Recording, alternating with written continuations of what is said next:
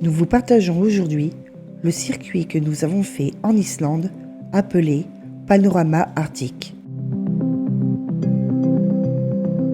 Ce circuit, au rythme confortable de 7 jours, nous a permis un grand tour de l'Islande, dans toute sa splendeur et tout son charme, au cœur de paysages enneigés. Nous y avons vu les aurores boréales et découvert les incontournables de l'Islande, le cercle d'or et son geyser, les chutes et les plages de la côte sud, et bien plus encore. Dans cet épisode, nous vous proposons les différentes étapes de ce voyage, avant de revenir sur notre chaîne pour des vidéos plus en détail.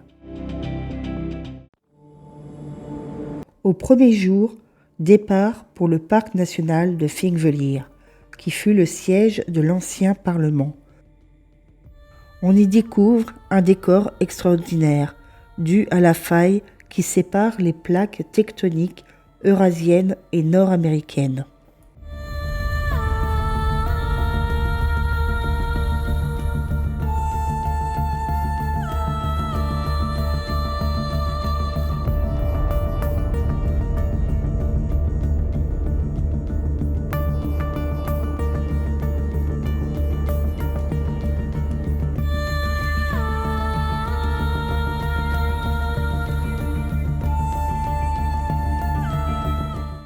Après le déjeuner, nous arrivons sur le site de Geyzir, d'où provient étymologiquement le mot geyser. Nous y découvrons l'éruption du geyser Strókur, le plus actif du pays et qui peut jaillir jusqu'à 30 mètres de hauteur toutes les 5 à 10 minutes.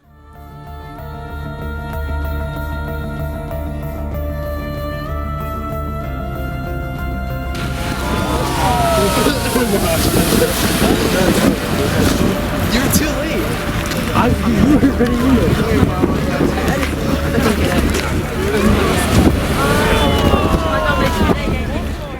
Sur le site de Geyzir, un petit sentier, bien aménagé, permet de parcourir le site et voir les différents points d'intérêt du champ géothermique. On y trouve des petits bassins qui ne jaillissent pas mais bouillonnent en permanence.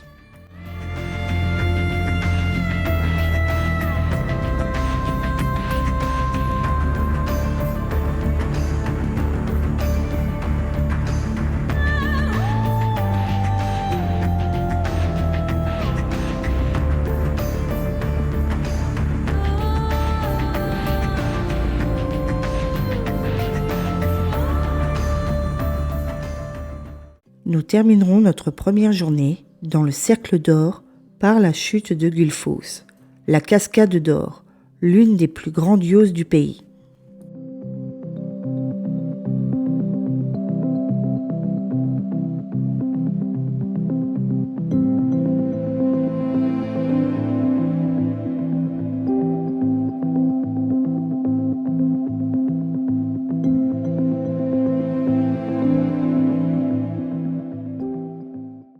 Gullfoss provient de la rivière qui vient du grand glacier Langjökull et est en fait une succession de 2 chutes d'eau. La première chute fait 11 mètres et la seconde 21 mètres. La rivière continue sa course dans un ravin d'orgues basaltiques.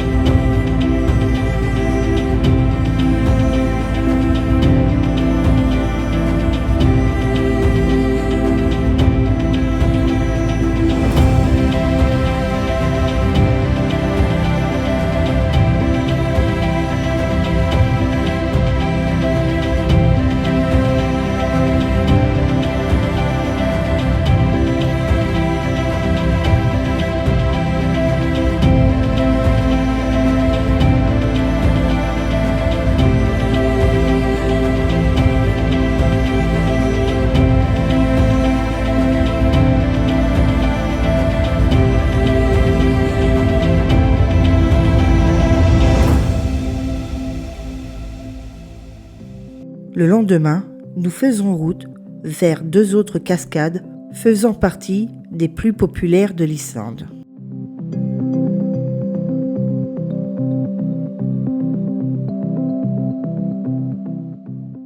D'une hauteur de plus de 65 mètres, la caractéristique la plus distinctive de Seljalandsfoss est un sentier qui s'étend autour de la cascade.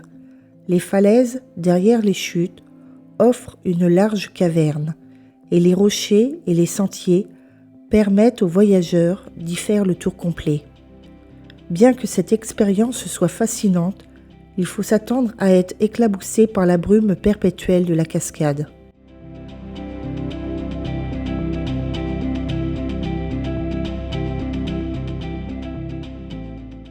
Un peu plus loin, la seconde cascade, tombant de la même falaise. Une légende locale raconte qu'un coffre renfermant un trésor viking est toujours caché derrière cette chute.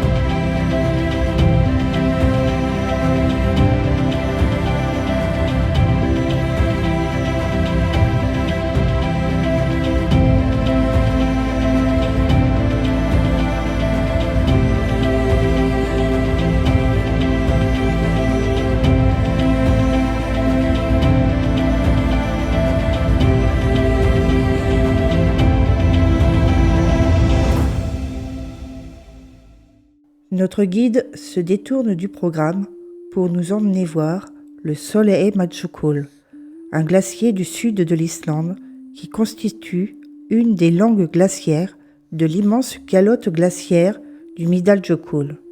Long d'une dizaine de kilomètres et large de 2 kilomètres, ce glacier s'écoule en direction du sud pour donner naissance à une rivière qui se jette dans l'océan Atlantique quelques kilomètres plus au sud.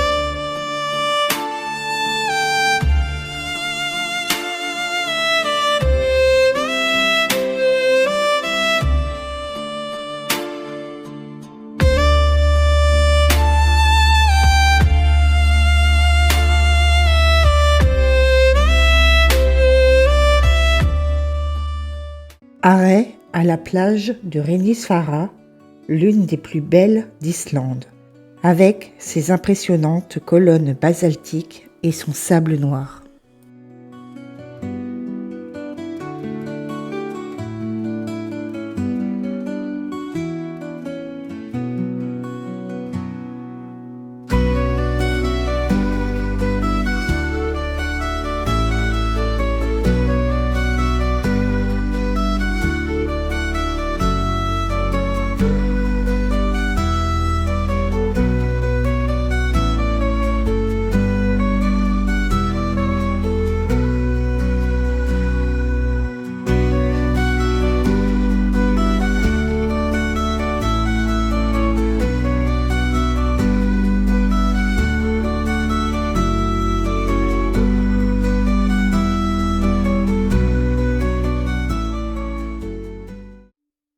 Pour la fin de notre deuxième jour, nous ferons une halte au champ de lave d'Eldrone, toponyme islandais signifiant littéralement en français « désert de lave du feu ». C'est une coulée de lave d'Islande formée au cours de l'éruption du Laki en 1783. C'est la plus grande coulée de lave de l'époque historique avec ses 565 km².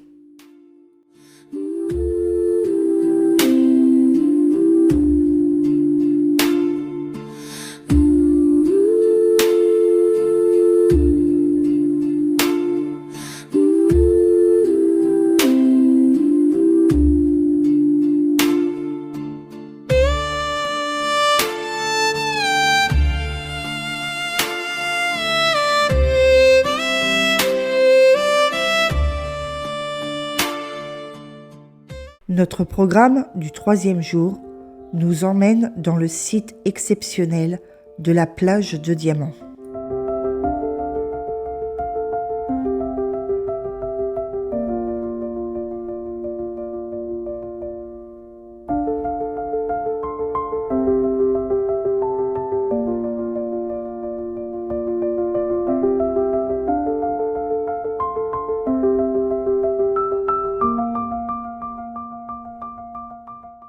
Les icebergs de la plage de Diamant proviennent du lagon du glacier de Jökulsárlón, situé à proximité, où des morceaux de glace se détachent du glacier et flottent jusqu'à la mer, où ils sont sculptés par les vagues et les marées.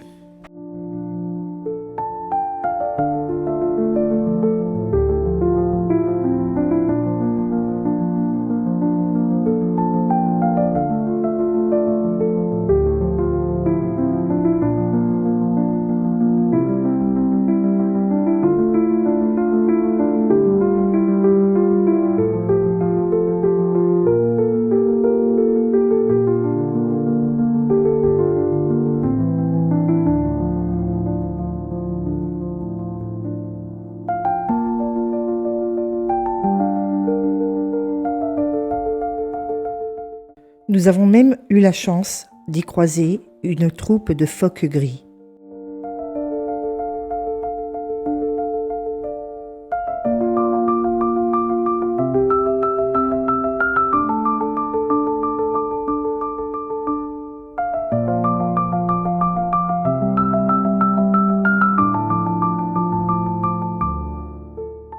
Nous terminerons notre journée et prendrons connaissance du musée des marins français, illustrant les conditions de vie de ces héros des océans venus de France pour la pêche.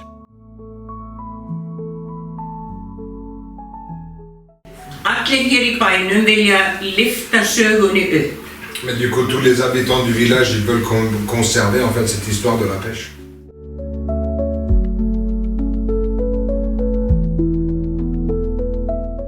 Pour notre 4e jour, notre guide nous emmène à la cascade de Dettifoss, connue pour être la cascade la plus puissante d'Islande et même d'Europe.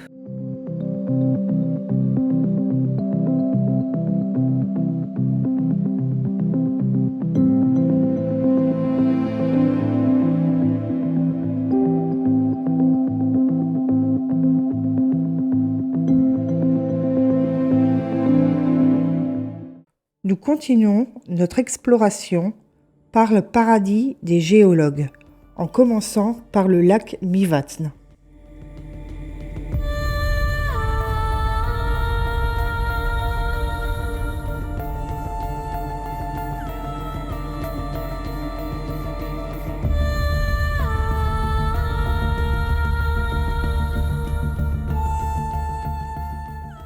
Et nous rendre par la suite au château sombre, étrange formation volcanique, vestige d'un champ de lave.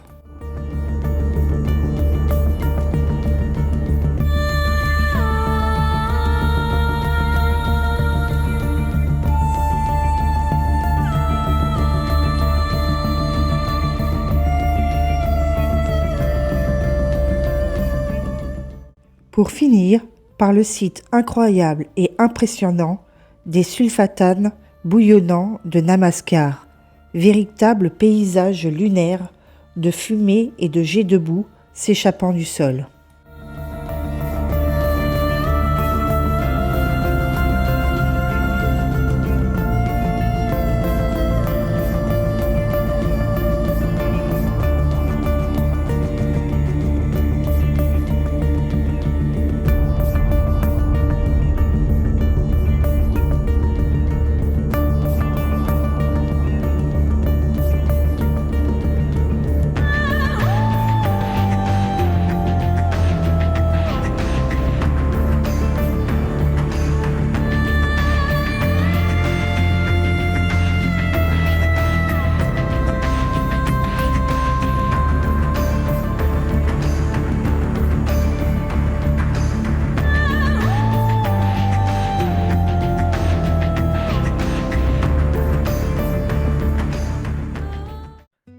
L'Islande est appelée régulièrement le pays aux 10 000 cascades.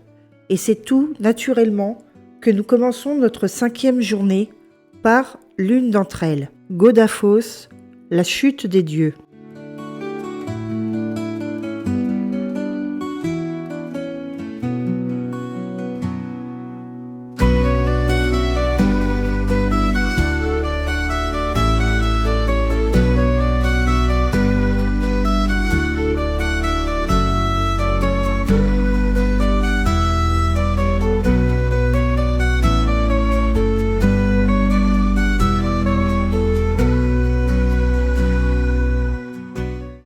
Moment de détente dans le spa Forest Lagoon avant d'aller déjeuner dans la capitale du Nord, Akureyri.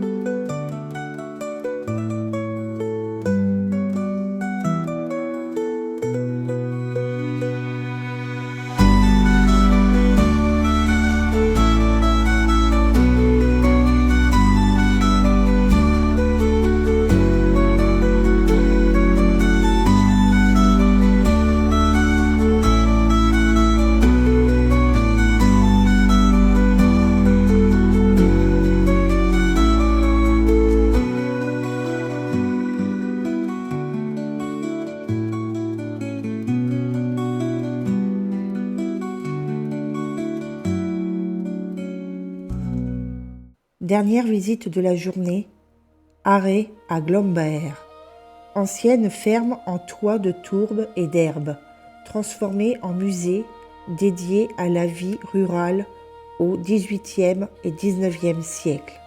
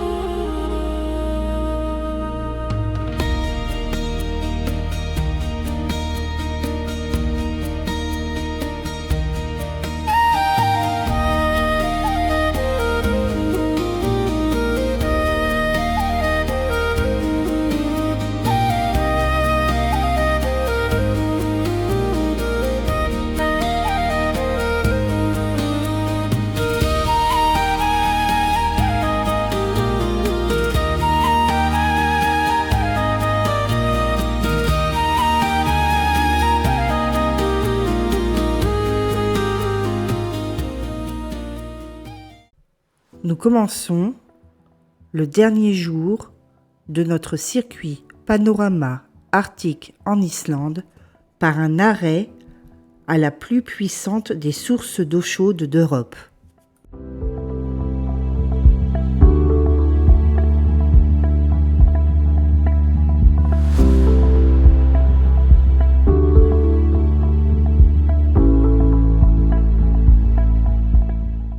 L'eau, à plus de 100 degrés, jaillit du centre de la Terre avec un débit de 180 litres par seconde.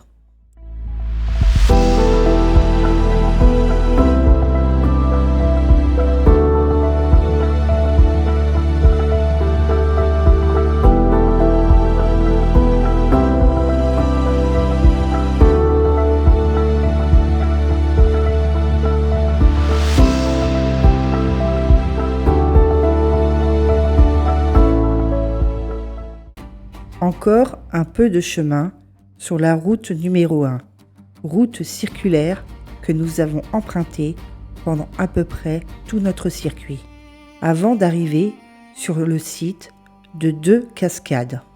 Complètement différentes l'une de l'autre, la première sort par infiltration de sous la roche.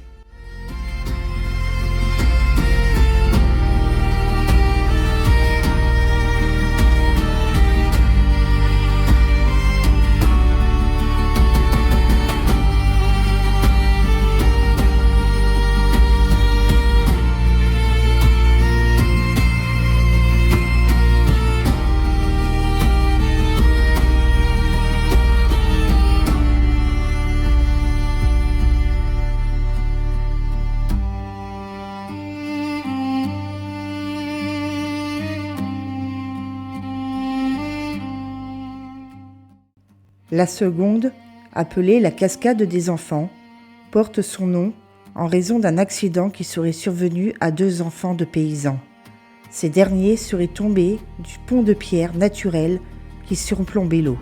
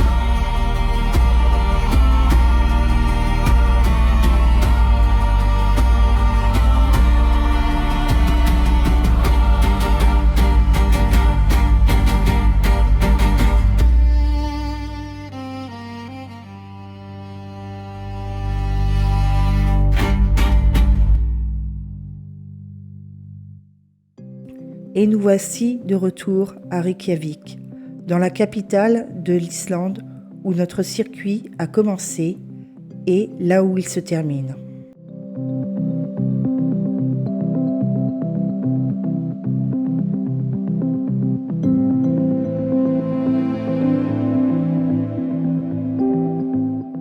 Mais avant de partir, nous avons opté pour une excursion optionnelle, le lagon bleu.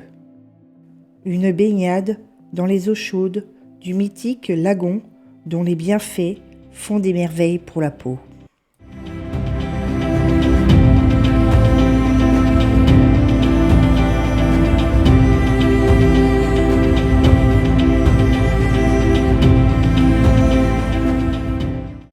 Si vous désirez en savoir plus sur l'Islande et en voir plus sur cet extraordinaire circuit que nous avons fait, restez avec nous pour les prochains partages sur notre chaîne et on vous dit à bientôt.